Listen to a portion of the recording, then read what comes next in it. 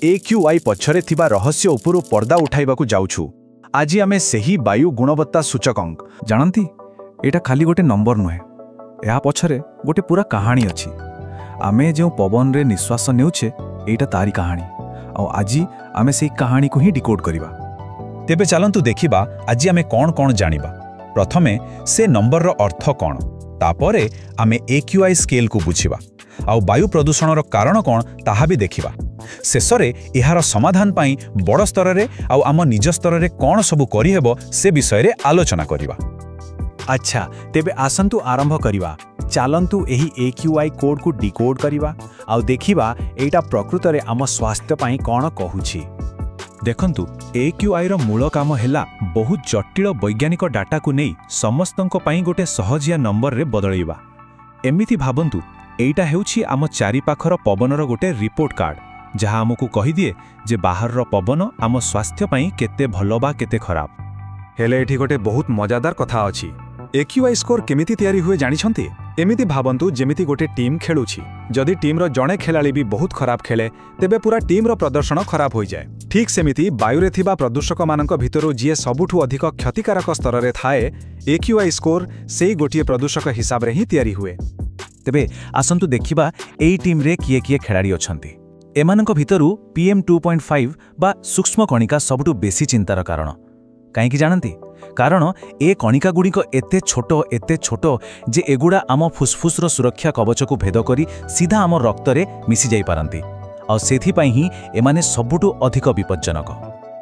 आउ ए जो टेबल एटा ही हेउची AQI को बुझिबार मूल चाबी। एटा हमको सीधा सळ कहि दिए जे केउ नंबर अर्थ कोन। जेमति कि सबुज माने सबु भल अछि, चिंता नहीं, किंतु जेमति जेमति रंग हलदिया नारंगी और तापरे नाली किंबा बैगुणी आड़ को जाए सेमती सेमती विपद बढ़ी चले। एटा हमको सीधा सड़क सतर्क करे जे केते बेले बाहर को जीवाटा सुरक्षित आउ केते बेले घरे रहिबाटा ही बुद्धिमान रो काम। अच्छा तेबे आमे AQI रो माने तो बुझी गले, हेले एबे प्रश्न उठुछि एही प्रदूषण आसुछि कोठु। चालंतु एहार मूल कारण गुडी को खोजी बाहर करिबा। एही चार्ट को देखिले कहानीटा पूरा स्पष्ट हो जाउछि। सबुठु बड़ अंशटा देखंतु एटा हेउछि जीवाश्म इंधनर दहन, माने पेट्रोल, डीजेल, कोयला ए सबुर जळिबा ही आम वायु प्रदूषणर सबुठु बड़ कारण। एही हेउछि आमर मुख्य अपराधी। आउ एही जीवाश्म इंधन आमे कोठी व्यवहार करू?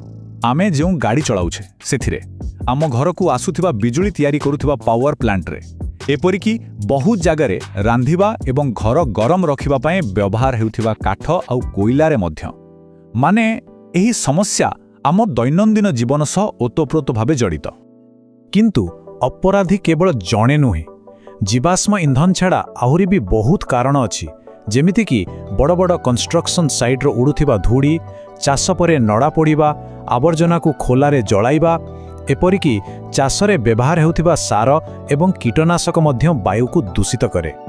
हाँ, एक कथा सत जे धूली झड़ किंबा जंगल रे निया लागिबा भली प्राकृतिक कारण भी अछि। किंतु जदि आमे तुलना करिबा तेबे मनीषर कार्यकलाप ही एही समस्या पई सबुटु बेसी दायी। प्रदूषणर सिंहभाग आमरी जोगु ही हेउछि। अच्छा तेबे समस्या विषय तो बहुत कथा हैला। एसबु शुणी टिके निराश लागि पारे, किंतु भल खबर हेउछि जे एहार समाधान मध्य अछि। तेबे चलंतु एबे समाधान दिग को जिबा। प्रथमे देखिबा बड़ स्तर रे माने सरकारी एवं शिल्प स्तर रे कोन सब करा जाय पारे। ग्राप बा ग्रेडेड रेस्पॉन्स एक्शन प्लान हेउछि गोटे इमरजेंसी प्लान। एहा को एमिति भाबंतु जेमिति कोठे निया लागि गले फायर ब्रिगेड आसी तुरंत कामरे लागि पड़े। ठीक सेमिति जेतेबेले वायुर गुणवत्ता बहुत बेसी खराब होई जाए सेतेबेले सरकार एही GRAP लागू करंती। हेले केवल फायर ब्रिगेड उपरे निर्भर कले तो चलिबनी ना, आमको एमिति किछि करिबाकू हेबो जेमिति निया लागिबो ही नाही। आ सेठी कामरे आसे दीर्घम्यादी रणनीति, जेमिति कि कड़ा नियम तयारी करिबा, इलेक्ट्रिक गाड़ी को प्रोत्साहन देबा, आ सबुठु बड़ कथा हैला कोयला पेट्रोल छाड़ी सौर शक्ति बा पवन शक्ति को आपणीबा। एगुडी ही समस्या को मूलरू शेष करि पारिबो। सरकार आउ बड़ बड़ कंपनी माने तो सेमान को काम करिवे, किंतु आमे निजे कोन करि पारिबा? कथारे अछि बुंदा बुंदा पानी रे समुद्र हुए।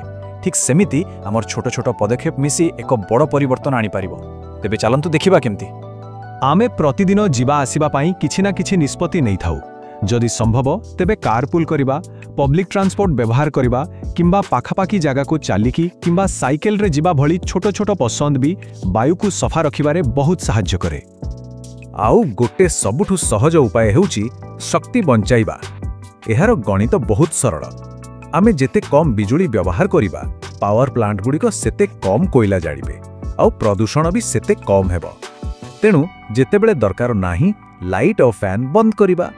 ଏଇ ଛୋଟ ଅଭ୍ୟାସଟି ବହୁତ ବଡ଼ କାମରେ ଆସେ।